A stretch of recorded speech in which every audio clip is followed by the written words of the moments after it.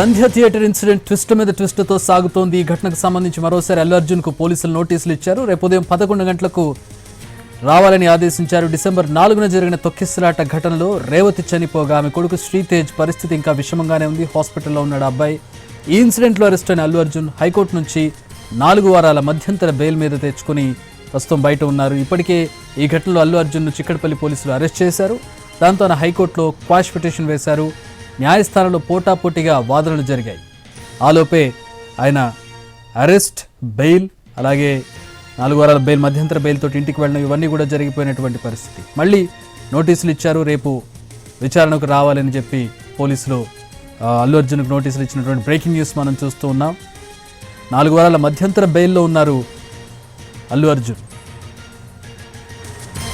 రేపు ఉదయం 11 గంటలకు స్టేషన్కి రావాలని చెప్పి పోలీసులు నోటీసులు ఇచ్చారు అల్లు అర్జున్కి.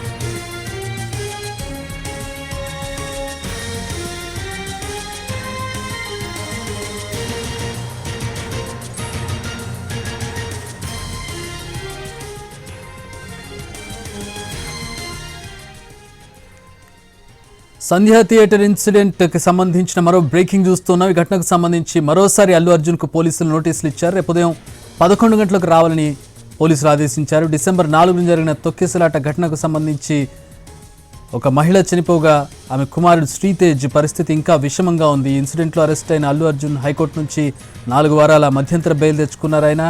ప్రస్తుతం ఆయన బయట ఉన్నారు. ఇప్పటికే ఈ ఘటన అల్లు అర్జున్ డిసెంబర్ 13వ తారీఖున చిక్కడపల్లి పోలీసులు అరెస్ట్ చేశారు.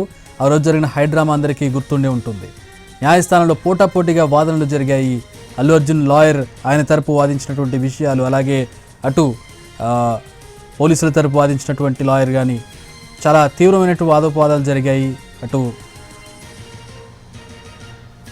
కోర్టులో జరిగినట్టు వాదనల తర్వాత హైకోర్టు నుంచి ఆయనకు బెయిల్ వచ్చింది. 4 వారాల మధ్యంతర బెయిల్ వచ్చింది. ఆ బెయిల్ మీద ప్రస్తుతం అల్లు అర్జున్ నేపథ్యంలో ప్రస్తుతం రేపు 11 గంటలకు విచారణకు హాజరు కావాలని పోలీసుల నుంచి నోటీసులు అందాయి.